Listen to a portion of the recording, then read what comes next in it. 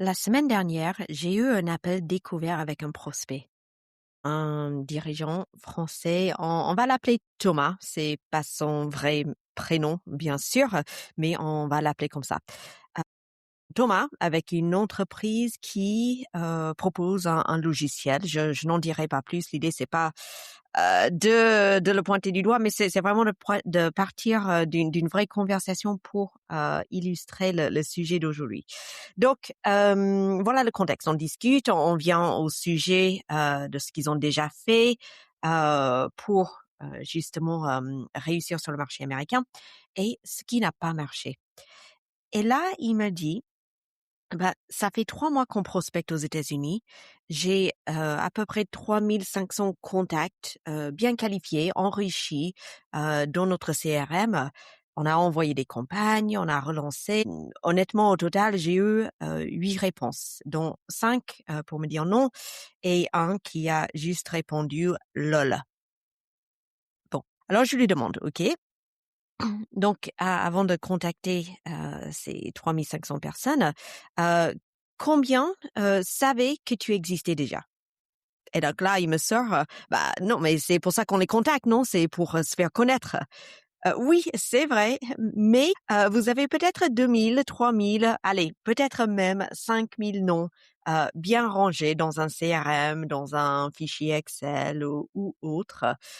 Vous avez bien fait le tri avec les bons titres de poste, vice-président opération, director of procurement, CTO, etc., etc. Et vous avez aussi fait le tri pour avoir que des entreprises qui matchent pile poil avec votre produit client idéal. Donc, vous avez déjà fait du beau boulot d'enrichissement de données. Vous lancez les campagnes et vous relancez et vous optimisez vos messages au fur et à mesure. Et là, crickets. Ou pire, quelques réponses polies, plus ou moins, on va dire, pour vous dire non. Mais dans tous les cas, vous vous demandez, mais pourquoi ça marche pas? Bienvenue dans le Transatlantic Entrepreneur Podcast. Je suis Christina Rebuffet-Brodus et aujourd'hui, on va parler de ce que j'appelle l'illusion du fichier plein. Alors, déjà, il y a une différence dans l'approche à la prospection. En Europe, en France surtout, ça fait 20 ans que j'habite en France, que j'ai 10 ans que j'ai une entreprise. Donc, je vois aussi comment fonctionne la prospection ici. Ça suit une certaine logique. Vous voyez, on identifie des entreprises cibles, on enrichit les données, on prépare une séquence de mails bien rédigée, bien pensée. On cherche peut-être même à éduquer son marché, à montrer sa crédibilité solide, avant peut-être d'attaquer trop frontalement dans le vif du sujet, le problème et la solution très concrète qu'on apporte. Donc, on envoie les messages, on relance 2-3 fois, et puis parfois, ça marche, mais pas toujours, hein, mais suffisamment pour que ça reste la méthode principale pour trouver les clients. Donc, quand vous regardez le marché américain, vous vous dites naturellement, et c'est normal, bon, ça va être pareil, mais en plus grand. Je vais juste faire la même chose, mais en anglais et avec des contacts américains. Si vous vous reconnaissez là-dedans, cet épisode va vous intéresser parce que c'est peut-être c'est exactement ce que vous êtes en train de faire. Ou peut-être c'est peut-être votre plan pour les 6 prochains mois. Le truc, vous voyez, c'est que cette approche sous-estime complètement une différence fondamentale entre les deux marchés, français et américains. En France, quand vous contactez quelqu'un à froid, vous savez que ça va prendre du temps. Et justement, j'entends souvent de mes propres clients, c'est pour ça qu'ils veulent aller sur le marché américain parce que la décision est beaucoup plus rapide. Mais en France, vous savez, vous comptez sur justement la prudence, la réflexion. Vous envoyez votre message, vous savez que la personne va peut-être le lire, y réfléchir, revenir dessus quelques jours plus tard et peut-être au bout de, je sais pas, 6, 8, 12 mois, voire plus, peut-être vous allez rentrer dans une conversation. Et vous construisez progressivement car vous savez que vous devez gagner le droit à être écouté ou lu et que ce droit, ça prend justement beaucoup de temps à le gagner.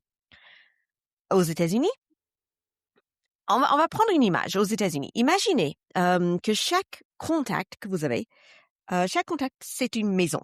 Donc, vous avez l'adresse de cette maison, ok? Vous y allez et vous frappez à la porte. Et cette porte, elle s'entrouvre pendant 5 secondes. 5 secondes, peut-être même moins. Et pendant ces quelques secondes, soit vous dites quelque chose qui fait que la personne ouvre en grand et vous invite à entrer, soit la porte se referme. Et là, bonne chance pour la rouvrir. Donc, je dois voir tout de suite, en fait, ce que vous m'apportez. Je dois voir tout de suite que vous me comprenez, que vous savez résoudre mon problème, que vous avez confiance en ce que vous proposez, que vous, en fait, vous arrivez pour m'apporter une opportunité, pas pour demander si je veux acheter ce que vous vendez. Alors, qu'est-ce qui fait justement que cette porte va vraiment s'ouvrir? Alors, aux États-Unis, les gens sont paradoxalement plus ouverts et plus impitoyables. Plus ouverts, oui, un Américain, il va peut-être lire votre mail, il va peut-être même vous répondre si vous avez réussi à capter son attention, ou peut-être il va aller regarder sur votre site web, car après tout, peut-être vous représentez une opportunité. Donc, ça, c'est à vous de le communiquer en 3 phrases, par exemple, si vous envoyez un message. Mais attention, parce que cette ouverture apparente ne veut pas dire que vous avez son attention réelle. Vous avez juste réussi à franchir le premier filtre. Maintenant, commence la vraie bataille. Est-ce que vous arrivez à créer assez de crédibilité assez vite pour qu'ils vous prennent au sérieux? Parce qu'un VP of Operations américain, il reçoit, et là c'est des chiffres récents, entre 50 et 200 sollicitations par jour. Pas par semaine, par jour. Les mails, LinkedIn, les appels à froid, des vendeurs qui ont tous un bon produit, qui ont tous fait leur devoir, qui ciblent tous les bonnes personnes. Donc, comment il filtre ce type? Comment il décide à qui il va vraiment accorder son temps? Il ne se demande pas consciemment est-ce que cette personne existe dans mon monde? Non, bien sûr que non, personne ne se pose cette question-là. Mais il fait quand même un tri rapide. Donc, il cherche des trucs qui montrent que vous êtes sérieux et que vous êtes réel et que vous avez quelque chose à lui apporter. Alors, est-ce que quelqu'un qui connaît pourrait recommander cette boîte? D'ailleurs, est-ce que peut-être votre message est arrivé jusqu'à lui parce que quelqu'un vous a recommandé? Est-ce qu'il a déjà entendu votre nom ou le nom de votre entreprise quelque part? Est-ce que cette entreprise a l'air établie, pas juste un vendeur qui passe? Si rien ne clique dans ces 5 premières secondes, la porte se referme et votre mail parfaitement rédigé avec votre proposition de valeur ultra pertinente, il va rejoindre les 183 autres mails de cette semaine qui sont restés sans réponse, qui sont partis directement à la poubelle.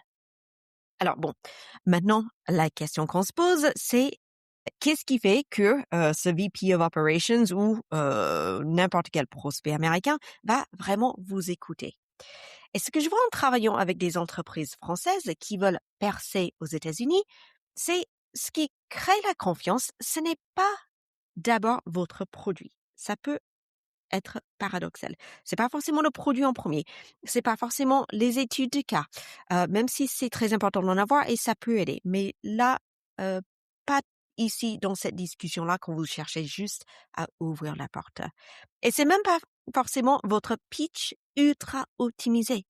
En fait, ce qui crée la confiance, c'est comment vous vous présentez. Et là, c'est la partie qui est souvent ratée, car comme on dit en anglais, shorter is better. Plus c'est court, mieux c'est. Quand vous contactez quelqu'un aux États-Unis, ça prend 2 secondes pour que cette personne se fasse une opinion. Peut-être même moins. J'ai même entendu un quart de seconde. Mais bon, après, je ne sais pas si on a vraiment les mesures précises. Bref, peu importe que ça soit un quart de seconde ou 2 secondes, vous avez très, très, très, très, très peu de temps pour que la personne se fasse une opinion de vous. Et cette opinion ne se repose pas sur la perfection de votre message. Elle repose sur 4 ou 5 choses très simples. D'abord, Est-ce que vous savez de quoi vous parlez? Alors, pas de manière scientifique, technique, plein de jargon, mais de manière accessible, dans un langage de tous les jours. Est-ce que vous pouvez expliquer le problème clairement en 2 phrases, sans jargon inutile? Deuxièmement, est-ce que vous êtes enthousiaste? Alors, pas cette super enthousiasme un peu trop des Américains, mais on va dire enthousiaste authentique. Parce qu'un Américain, il peut sentir à 10 kilomètres ou 10 miles plutôt, si vous y croyez vraiment ou si c'est juste un prospect de plus pour vous. Donc là, vraiment, il faut être enthousiaste parce que vous savez que vous apportez une solution à son problème et vous avez envie de l'aider. Troisièmement, est-ce que vous vous focalisez sur le problème, sur son problème ou sur votre produit? Parce que franchement, tout le monde s'en fout de votre produit. Alors, je suis désolée de le dire comme ça, mais ce qu'ils veulent savoir, c'est va-t-il résoudre mon problème? Donc, si vous passez les 3/4 de votre message à décrire les fonctionnalités de votre produit, donc là, tout de suite, vous avez perdu. Quatrième, et c'est important, est-ce que vous avez l'air de quelqu'un avec qui c'est facile de travailler? Ou est-ce que vous avez l'air compliqué, désagréable? Parce que la complexité aux États-Unis, ça ne signale pas l'expertise, ça signale que vous ne savez pas communiquer. Et si vous ne savez pas communiquer par mail, par DM, même par téléphone, ce n'est pas bon augure pour toute la relation. En fait, il doit voir que vous êtes sympa, en fait. Alors, maintenant, voici le truc qui rend tout ça encore plus compliqué. Si vous contactez quelqu'un à froid, vous n'avez aucune crédibilité préalable, 0. Et vous avez 5 secondes, voire moins, pour en créer. Alors, comment on fait ça? Comment on crée de la crédibilité en 5 secondes quand on est inconnu et en plus dans un autre pays parfois? Alors, on va en parler du reste de cette stratégie parce que la réponse, ce n'est pas dans le pitch lui-même, malgré ce qu'on pense souvent.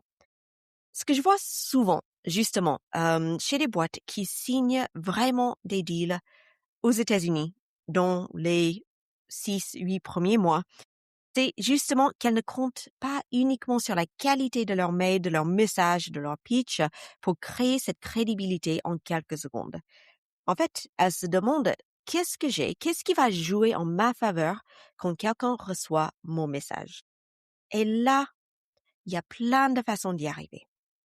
Certains vont aux bons événements, pas forcément pour être, vraiment pas juste pour être visible d'ailleurs, mais pour avoir des vraies conversations, pour que leur nom commence à circuler dans l'industrie, le secteur qui cible aux États-Unis. D'autres vont se faire introduire. Alors, peut-être par des clients existants, peut-être par des partenaires, peut-être par des investisseurs ou par des consultants qui connaissent du monde dans le secteur et qui peuvent faire cette mise en relation. D'autres créent du contenu qui leur donne de la visibilité. Alors là, on est vraiment sur des contenus de thought leadership, des prises de position sur des sujets qui intéressent leur cible. On n'est pas là juste à raconter ce que son produit fait, parce que ça, tout le monde fait.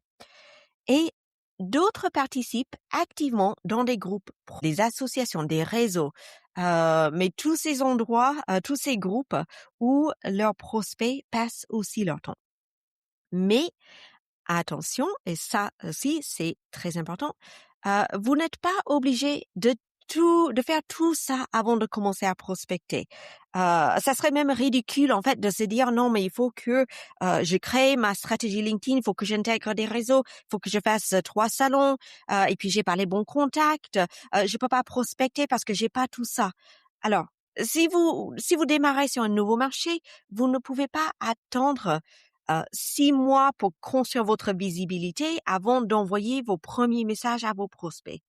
Ce que je dis, c'est que plus vous avez d'éléments qui jouent en votre faveur quand quelqu'un vous découvre, plus ces 5 secondes de jugement ont de chances de pencher de votre côté. Donc, ça peut être que vous êtes actif sur LinkedIn et que votre profil a l'air sérieux. Ça, c'est un travail qu'on peut faire.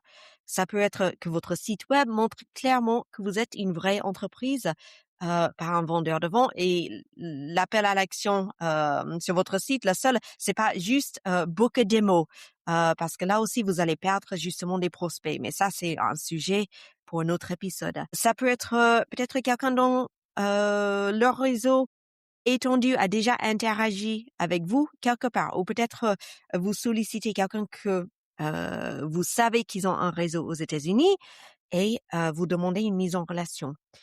Ça peut être que vous avez publié des articles ou des études et que Google remonte tout ça quand il tape votre produit ou le problème que vous arrivez à résoudre avec votre produit parce que vous avez fait un travail de SEO pour le marché américain. Alors, vous n'avez pas besoin d'être le plus grand, le plus visible pour réussir sur le marché américain. Mais vous avez juste besoin d'avoir assez d'éléments qui rassurent pour que quand cette personne décide en quelques secondes si elle répond ou pas à vos messages, elle se dise « Ok, ça a l'air sérieux » au lieu de ouais, encore un vendeur que je connais pas qui me propose un truc, j'ai rien compris de ce qu'il fait, hop, poubelle. » Donc, la vraie question à vous poser cette semaine, c'est celle-ci. Quand vos prospects américains vont recevoir votre message, parce que vous allez les contacter, évidemment, vous n'allez pas attendre des mois pour tout avoir en place. Quand ils vont recevoir ce message, qu'est-ce qui va leur prouver que vous êtes pertinent et crédible? Alors, pas pertinent en général, mais pertinent pour eux maintenant. Si votre réponse est la qualité de mon mail ou parce que mon produit, il est techniquement supérieur. Oui, ok, parfois ça suffit. Vraiment. Si vous tombez pile au bon moment, si votre message est parfaitement calibré, si leur besoin est urgent, vous pouvez décrocher cette conversation. Mais là, c'est un peu comme lancer des fléchettes les yeux bandés. Vous avez effectivement une chance de frapper dans le mille, mais vraiment très peu. On a vu tout à l'heure, au début de l'épisode, les chiffres avec Thomas. 8 réponses sur 3500 contacts et pas un seul oui. Demandez-vous honnêtement, qu'est-ce que je peux mettre en place, même des petites choses, pour que ces 5 secondes de jugement jouent plus souvent en ma faveur? Parce que votre fichier de 3500 contacts, oui, il a de la valeur, mais seulement si vous créez les conditions pour que ces portes s'ouvrent vraiment quand vous frappez. Si vous vous reconnaissez dans ce que je viens de raconter, et honnêtement, je pense que vous êtes nombreux vu le travail que je fais au quotidien justement avec des entreprises françaises qui ciblent le marché américain. Si vous avez déjà investi dans l'enrichissement de données, dans des campagnes d'emailing, dans les séquences LinkedIn ultra optimisées, et vous avez quand même l'impression qu'il y a quelque chose qui coince, c'est exactement ce genre de situation qu'on démêle chez Transatlantia. On va vous aider à comprendre comment créer ces éléments qui font que vos portes s'ouvrent au lieu de se refermer et vous trouvez justement aussi à quelle porte il faut frapper avant qu'on vous donne les clés pour entrer. Parce que le problème est rarement technique, il est stratégique et souvent il est aussi culturel. Mais ça, on sous-estime quasiment toujours. Donc, pour résumer, la question, ce n'est pas est-ce que vous avez beaucoup de contacts aux États-Unis? La question, c'est vraiment quand je contacte une de ces personnes, qu'est-ce qui joue en ma faveur? Et si vous voulez en discuter, je vous invite à vous rendre sur transatlantia.com pour prendre un rendez-vous avec moi. Et la semaine prochaine, on parlera de notre syndrome tenace, le syndrome du meilleur produit. Et là encore, ça va être un épisode basé sur une conversation récente, cette fois-ci dans le domaine médical. Mais je vous rassure, la leçon s'applique bien à d'autres domaines. Et avant de partir, si cet épisode vous a aidé, merci de laisser un avis ou quelques étoiles. Ça aidera d'autres personnes à trouver ce podcast et il paraît que ça fait vraiment une différence pour la visibilité des podcasts. Je vous remercie. C'était The Transatlantic Entrepreneur et je vous dis à très vite.